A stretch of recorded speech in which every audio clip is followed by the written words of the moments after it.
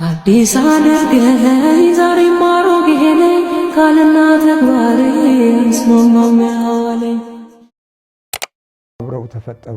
ቅናት፣ ምቀኝነት፣ ተንኮል፣ ሴራ፣ ግፍ እነዚህ አብረው ያን ጊዜ ጀመሩ። አቅሙ በላይ መሆኑን አረጋገጠ። በግድ ነው እርግማን የምትቀበለው። የዛር እርግማን አለ፣ የግፍ እርግማን አለ፣ የኃጢአት እርግማን አለ፣ የደም እርግማን አለ፣ የስርቆት እርግማን አለ፣ የክህደት እርግማን አለ። እኛ የትኛው ውስጥ ነው የነበርነው? የእርግማን ጉዞ ጀመረ። ሲሄድ ኖድን አገኘው። ኖድ ማለት ምን ማለት ነው? ተቅበዝባዥ፣ ኮብላይ፣ ተንከራታች፣ አንከርት፣ አቅበዝባዥ እነዚህን ሁሉ ቃሎች የያዘ ነው። በገዛ ፈቃዱ ኖድ ምድር ገባ። በገዛ ፈቃዳችንም እኛ ይህንኑ የአንከርት አማራጭ ይዘናል። ለእንጀራ ተንከራተትን። እንጀራ ፍለጋ ነው ቋንቋችን ሁል ጊዜ። እርግማን እኮ ነው። እርግማን ያንከራትታል በእውነት መረግን የቆየነው እርግማን በራሳችን ዞሮ ትውልዳችንን አምክኖታል። በአስተሳሰብም በሞገስም በተስፋም በቃል ኪዳንም በቋንቋም ተረጋግመናል። በድምፆቻችን የማንከባበርበት የማንወዳጅበት ለበጎነት የማናውለው ድምፅ ሆኖ ቆይቷል። ከተበላሸ ቋንቋችን በእርግዳም ተለውጧል። የመደማመጡ የመከባበሩ ሞገስና ጸጋም ከባህሪያችን ርቋል። ከቤተ እግዚአብሔር አንድነት፣ ሰላም፣ ፍቅር ተለይቷል። ስለዚህ አንከርት ኖድ እንግዲህ ልጆች ሲፈጥር ምንድን ነው? የተቅበዝባዡ ልጆች፣ የኮብላዩ ልጆች፣ የተረገመው ልጆች፣ የተሸሸገው ልጆች፣ የስደተኛው ልጆች፣ የነፍሰ ገዳዩ ልጆች፣ የታላቅ ኃጢአት ያለበት ሰው ልጆች ተብለው ይጠራል። እኔ የምሰጣችሁ ፍንጩን ነው፣ ግን በባህሪያችን ውስጥ ለማየት እንሞክር። እንደ ሀገር፣ እንደ ሕዝብ፣ እንደ ትውልድ፣ እንደ ታሪክ፣ እንደ እምነት ለማየት እንሞክር። ይህንን ለማየት እምቢ ካል በእውነትም በብዙ መንገድ ልክ ቃየን እንዳለው ተሰውረናል። እርግማንን ያስቀርልን እንደሆነ ብሎ ስሙን ኖህ ብሎ ጠራው። ከምድራችን፣ ከተግባራችን፣ ከእጅ ስራችን ከእርግማን ታሳርፈናለህ የሚል ነው ትርጉሙ። አብዛኛው የቤተ እግዚአብሔር ሕዝብ ተንከራታች ነው። በአካል ይንከራተታል፣ በልብ ይንከራተታል፣ በህሊና ይንከራተታል፣ በአእምሮ ይንከራተታል፣ በንግግር ይንከራተታል። ለጥላቻ መንገድና በር የከፈተ ትውልድ ነው። ስትሉ ወደ እግዚአብሔር አምላክ መቅረብ ስትጀምሩ ሶስት አይነት ጠላቶች ህይወታችሁን ይፈታተናሉ። አንደኛው ጠላት የራሳችን ክብር ነው። ሁለተኛው ጠላት ከውጪ የሚሰነዘርባችሁ የሰዎች ጥላቻ ነው። ሶስተኛው ጠላት ዲያብሎስ ነው። እነዚህ ሶስቱ ተዋጊዎች መንፈሳዊ ህይወትን በማዳከም ለዘመናት የቆዩና አንዳንዶቹም በእነዚህ ፈተናዎች መብዛት ምክንያት ተስፋ ቆርጠው ከእግዚአብሔር አምላክ መንፈሳዊ ዓላማና ፍላጎት ተለይተዋል። ዳዊት ይህንን እንዲህ በማለት ነው የገለጸው። ስለ አንተ ስድብን ታግሻለሁና አለ። እሰደብ ነበር አለ። በአንተ ምክንያት ነው የምሰደበው አለ። ድል በእግዚአብሔር እያለ፣ ኃይል በእግዚአብሔር እያለ ሰዎች እግዚአብሔርን መያዝ ስትጀምሩ ያላቸው ባህሪና ጠባይ በፍጥነት ይለወጣል። ለዚህ መለወጥ ደግሞ ዋና ዋና ምክንያቶች እግዚአብሔርን ስንይዝ የሚከተሉት መንገዶች ህይወታችን ውስጥ ትልቅ ቦታ ይኖራቸዋል። እግዚአብሔርን መያዝ ስንጀምር፣ ልክ እግዚአብሔር መያዝ ስትጀምር ለየት ትላለህ፣ ከሌላው ለየት ትላለህ። ዳዊት ከሌላው ለየት ያለው በጠላቶች ፊት በፍጹም ጠላቶቹ ሊቆሙ አልቻሉ። በሀገር ጥበቃ በኩልም ደግሞ የዛን ያህል ባለድል ነው። በታሪክ በኩል ደግሞ ከእግዚአብሔር ጋር ግርማ ሞገስ ስለነበረው ኃያል ነው። በልጅነት አንጻር ሲታይ ደግሞ በግ ጠባቂ ነው። የኃላፊነት ድርሻውን በተራ መንገድ ሲታይ በግ ጠባቂ፣ በጎች አሰማሪ ነው። ሌሎች እንዲህ ብለው ይናገራሉ፣ ያ በግ ጠባቂው ይላሉ። በግ ጠባቂው ጋር ግን እግዚአብሔር ነበረ። ያልታሰበ ድንገተኛ የሆነ ኃይል ከዳዊት ሕይወት ውስጥ ሲወጣ በዚህ ጊዜ ጠላቶች ጀመሩ። ከታች ማንሳት ሲጀምር እግዚአብሔር ከላይ ያሉት ይሸማቀቃሉ። እግዚአብሔር ማስተዋሉን ይስጠን። እግዚአብሔር ወደ ላይ ሲያነሳችሁ ከፍ ሲያደርጋችሁ ከዚህ በፊት ከፍ ብለው የነበሩ ከፍታቸውን መልቀቅ አይፈልጉም፣ ወይም የጋራ መካፈል አይፈልጉም። ቢያንስ በአስተሳሰብም ይሁን በአመለካከት በህሊናም ይሁን በስነ ልቦና ወደ ራሳቸው ለማቅረብ ፍላጎት አይኖራቸውም። ስለዚህ ስላንተ ስድብን ታግሻለሁ አለ። ስለማ ዳዊት ደግሞ ጥቅሙን ያውቃል። ጥቅሙን የሚያውቀው የእግዚአብሔርን ክብርና ኃይል ጥበቃ ከየት አንስቶት የት እንዳደረሰው በቂ የራሱ የሆነ መንፈሳዊ ኃይል እና የተሰባሰበ ጉልበት ነበረው ከእግዚአብሔር ጋር። ይህንን ጥቅሙን ስለሚያውቅ የሰዎች ስድብና ንቀት ወይም ጥላቻ በጣም ግምት ውስጥ የማያስገባ ሰው መሆኑን የምናየው ስላንተ ስድብን ታግሻለሁና እፍረትም ፊቴን ሸፍናለች። ማፈር ጀመርኩ አለ። ያሳፍራችኋል መጸለይ ስትጀምሩ። አሁን ምግብ ላይም ቢሆን እኮ ለቅሶ ቤትም ይሆን ሰርግ ቤትም ይሆን አባታችሁን ሆይ ማለት ከቻላችሁ ማለት ስትጀምሩ ሌሎቹ በበጎ ሕሊና አይመለከቷቸው፣ እንደ አሳፋሪ ነገር ያደርጉታል። በተለይም ከዚህ ከ60ው ዘመን ወዲህ ያለው የጋሸበው የተቃውሞ ትውልድ በብዛት እንዲህ መንፈሳዊ የህይወት ትርጉሞችን ስታከናውኑ ሲያይ ደስ አይለውም፣ ይከብደዋል። ተራቁተህ ስትሄድና አመለኛና ሱሰኛ ሆነ ስትሄድ ግን ዘመናዊ ነህ። ህሊናህ ናውዞ ሰካራም ሆነህ የምትወጣበትና የምትገባበት ሁሉ የጨላለመ ጠባይና ባህሪያት ካሉህ ይሄ ይስማማዋል። ለየት ማለት ስትጀምር እንደ እፍረት የሚቆጠርበት ሁኔታ። ዛሬ ብዙ በመናፍስት ተይዘው ወደዚህ ወደ እናንተ መጥተው መደባለቅ የማይፈልጉ ቱጃሮችና ሀብታሞች ለብቻ በድብቅ ይጠሩኛል። አይ የለም እዛ ያለው እኮ እናንተንም በራሱ ማየቱ ያጽናናቸዋል፣ ኑ ወደዛ ስላቸው ያፍራሉ፣ ይቀራሉ። ግንኙነታችን በዚህ የተቋረጠም ጥቂት አይደለም። ስላንተ እናፍራለን፣ ስላንተ እንሰደባለን። በብዙዎች ነው ታዲያ፣ በጥቂቶች ብቻ አይደለም። ስለዚህ በኋላ ደግሞ ለወንድሞቼም እንደሌላ ሰው ሆንኩኝ አለ። በአንተ ምክንያት ለወንድሞቼም እንደሌላ ሰው ሆንኩኝ። ልክ እንደዚህ እንደሌላ ትሆናላችሁ። በእርግጥም አሁን መጸለይ ስትጀምሩ ያያችኋቸው አንዳንድ ነገሮች አሉ። የሚጸልየውና የማይጸልየው እግዚአብሔርን የሚያመልከውና በማያመልከው መካከል ያለው ልዩነት ብዙ ዝምታ ወይም ብዙ ጫጫታ አለ። በሚያመልከው መካከል ብዙ ዝምታ፣ በማያመልከው መካከል ብዙ ጫጫታ በምሰሙበት ጊዜ ምንድን ነው ይላሉ፣ ይከፋቸዋል። ከአመፃቸው ጋር ህብረት፣ ከቋንቋቸው ጋር ጥላቻ አብራችሁ ካላካሄዳችሁ ደስታ አይሰማቸውም። ወይም እንደኮራችሁ ወይም እንዴት በምን አይነት መንገድ እንደው ድንገት የተነሳ ነገር አለ ብለው ይፈራሉ፣ ይሰጋሉ። ስለዚህ ከሁሉ በፊት የሚያስቀድሙት ጥላቻ ነው። አይ ከቅርብ ጊዜ ወዲህ ዝምታ አብዛታለች፣ በፊት እኮ አብረን እንንጣጣ ነበር ይሏችሁ እያሉ ያሟችኋል። ይሄ የእናንተ ዝምታ ግን የእግዚአብሔር መንፈሳዊ ኃይልን ያካተተ ስለነበረ በአጭር ጊዜ ውስጥ የተገነዘባችሁት መንፈሳዊ ግንዛቤ ከአመፃቸው ጋር ህብረት እንድትፈጥሩ ወይም ከወሬኞች ጋር የወሬ ጊዜ እንድታበጁ እግዚአብሔር አምላክ አይፈልግም። ከቃሉ የተነሳ የልቦናችሁ እና የህሊናችሁ ዝግጅት የመንፈሳዊውን ነገር ውበት ስለሰጠው እንዲህ አይነት ጠማማ በሆነ አካሄድ ውስጥ መሰለፍ አስፈላጊ እንዳልሆነ ህሊናችሁ አምኗል። መጸለይ ስትጀምሩ ደግሞ የበለጠ ይሸሿችኋል።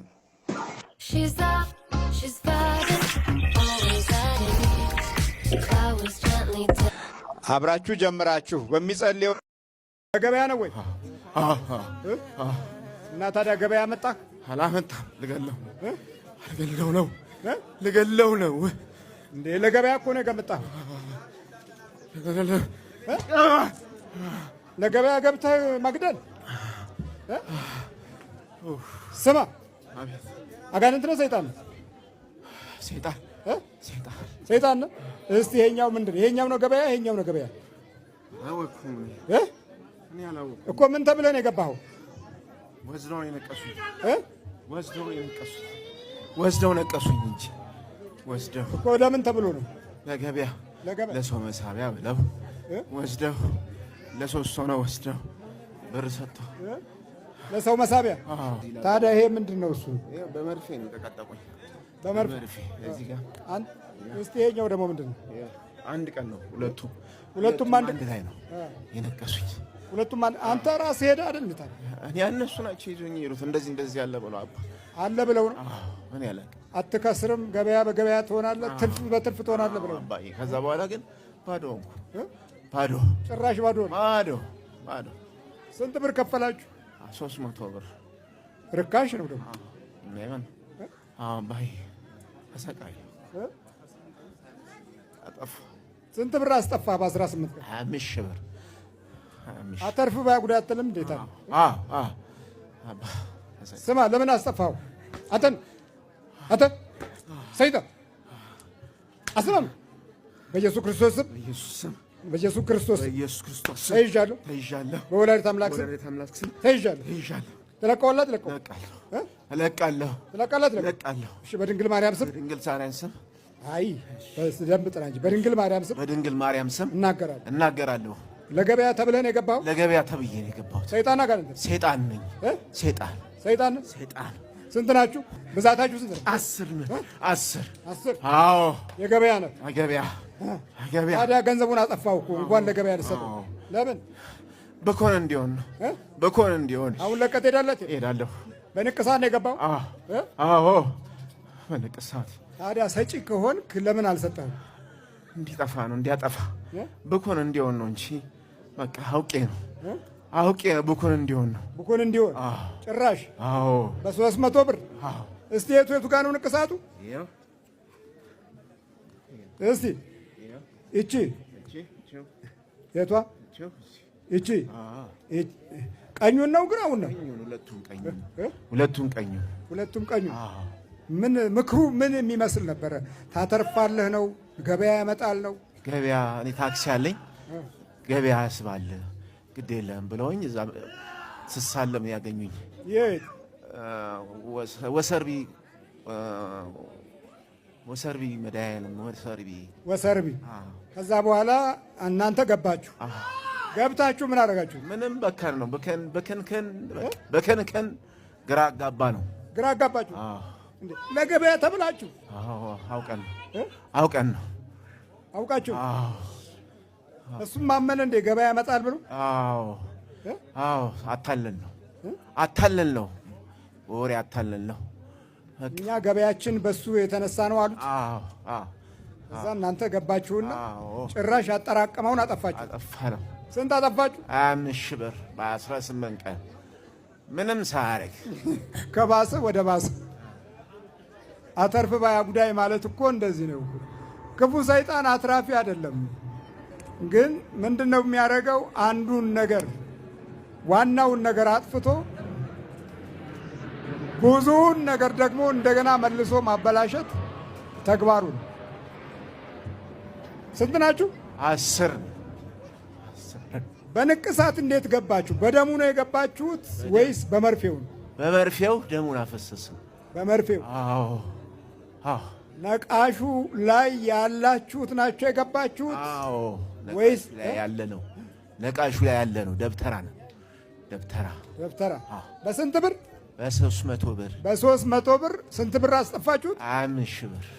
በ300 ብር የገባው በ18 ቀን 25 ሺህ ብር በገንዘባችን ገዝተን በገዛ ገንዘባችን እንደገና ሌላ ገንዘብ ማውጣት። እንዲህ አይነት አዙሪት ያለብን ትውልዶች ሆነናል። እንዲህ አይነት ችግር ነው የውላችሁ፣ ውስብስብ ያለ ችግር። አሁን ትሄዳላችሁ? እንሄዳለን። ወጥ ነው ከሰውነት ላይ ቶሎ ወጥ ከሰውነት ላይ ውጣ፣ ከዚህ ከተነቀስክበት ቦታ ላይ ቶሎ በል በእጅ ዋጥ ወደ አፍ ላይ ቶሎ ከዚህ ጋር ከዚህ ከንቅሳቱ ቦታ ተነስ። ስንት ናችሁ? 10 ስንት ጊዜ ነው ከገባችሁ? ወር ከምናምን ግን በ18 ቀን ውስጥ 25 ሺህ ብር። ታዲያ ምንድን ነው ማትረፍ ነው? ማክሰር ነው። ብዙ ሰዎች የዚህ ንቅሳቱ ወይም የቀበራው በሰውነት ውስጥ የመትከል የመቅበር ነገር የመብላት ነገር ከመንፈሱ ጋር በተያያዘ እድሜ ልካቸውን የሚፈተኑበትን ክፉ መንፈስ ይዘው የሚሯሯጡ ጥቂቶች አይደሉም። በተዘጋጅ አሁን ትለቃላት ለቃ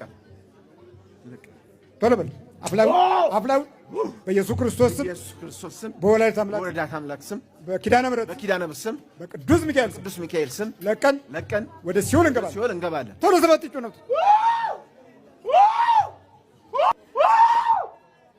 ሲያበል ገሰስ